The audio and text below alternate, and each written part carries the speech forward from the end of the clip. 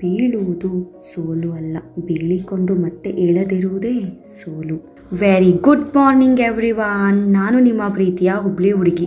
ಇದು ನನ್ನ ಬುಧವಾರದ mini blog. ಹಾಗೆ ಟಿಫನ್ಗೆ ಅಮ್ಮ ಇಡ್ಲಿ ಮಾಡಿದ್ರು. ಇಡ್ಲಿನ ತಿನ್ಕೊಂಡು ಸ್ವಲ್ಪ ಟೀನ ನನಗೆ ನಾನೇ ಮಾಡಿಕೊಂಡೆ ಇವತ್ತು.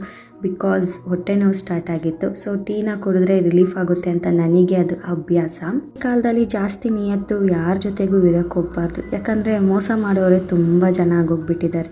ಅದಕ್ಕೆ ನಮ್ಮ ಮೇಲೆ ನಾವು ಕೆಲಸ ಮಾಡ್ಕೊಂಡಿದ್ರೆ ನಿಜವಾಗ್ಲೂ ನಿಯತ್ತು ಕೂಡ ನಮಗೆ ನಿಯತ್ತಾಗಿರೋದಕ್ಕೆ ಸ್ಟಾರ್ಟ್ ಮಾಡುತ್ತೆ. ಮಾತನ್ನ ಹೇಳ್ತಾ ಇದ್ದೀನಿ ಅಂತ ಅಂದರೆ ನಿಜವಾಗ್ಲೂ ಯಾರು ನಿಯತ್ತಲ್ಲಿ ಇದ್ದು ಮೋಸ ಹೋಗಿರ್ತಾರೆ ಅವ್ರಿಗೆ ತುಂಬ ಚೆನ್ನಾಗಿ ಅರ್ಥ ಆಗಿರುತ್ತೆ ಈ ಮಾತು. ಮಾಡಿ ಸ್ವಲ್ಪ ಮಧ್ಯಾಹ್ನ ರೆಸ್ಟ್ ಮಾಡಿದೆ. ಪೇಯ್ನ್ ಸ್ವಲ್ಪ ಜಾಸ್ತಿ ಇರೋ ಕಾರಣ ಇವತ್ತು ಮಧ್ಯಾಹ್ನ ನಾನು ಮಲಗಿದೆ.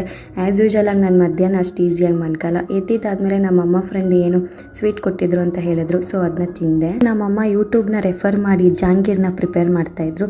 ಸ್ವಲ್ಪ ಟೇಸ್ಟ್ ನೋಡ್ಬಾ ಅಂತ ಕರೆದ್ರು. ಸೊ ಹೋದ್ರೆ ನಮ್ಮಮ್ಮ ನನಗೋಸ್ಕರ ಅಂದ್ಬಿಟ್ಟು ಕೆಲಸ ಇಟ್ಟಿದ್ರು. ಇದೇ ನೋಡಿ ಆ ಕೆಲಸ. ಅದೇ ಏನಾದರೂ ಒಂದು ಸ್ಟ್ರಾಟಜಿ ಮಾಡಿಬಿಟ್ಟು ನಮಗೋಸ್ಕರ ಅಂದ್ಬಿಟ್ಟು ಕೆಲಸನ ರೆಡಿ ಮಾಡಿ ಇಟ್ಕೊಂಡೇ ಬಿಟ್ಟಿರ್ತಾರೆ. ಅಮ್ಮ ಪಾಪ ಅವನಿಗೋಸ್ಕರ ಅಂದ್ಬಿಟ್ಟು ಕುರ್ಕುರೆನ ತೊಗೊಂಡು ಬಂದಿದ್ದೆ. ಸ್ವಲ್ಪ ಟೇಸ್ಟ್ ನೋಡ್ತೀನಿ ಕೊಡೋ ಅಂದ್ಬಿಟ್ಟು ಫುಲ್ ಖಾಲಿ ಮಾಡಿದೆ. ಆಮೇಲೆ ಸ್ವಲ್ಪ ನನಗೆ ಪೇಪರ್ ಪೆನ್ಸ್ ಬೇಕಾಗಿತ್ತು. ಸೊ ನಮ್ಮ ತಮ್ಮನ ಜೊತೆಗೆ ಹೋಗಿ ತೊಗೊಂಬರೋದಕ್ಕೆ ಹೋದೆ. ಎಡಿಟಿಂಗ್ ಕೆಲಸನೆಲ್ಲ ಸ್ಟಾರ್ಟ್ ಮಾಡಿದೆ. ಎಡಿಟಿಂಗ್ ಕೆಲಸ ಎಲ್ಲ ಮುಗಿಸೋ ಅಷ್ಟರಲ್ಲಿ 9 ಆಗಿತ್ತು. ನಾಳೆ ಸಿಗುವ. ಬಾಯ್ ಬಾಯ್.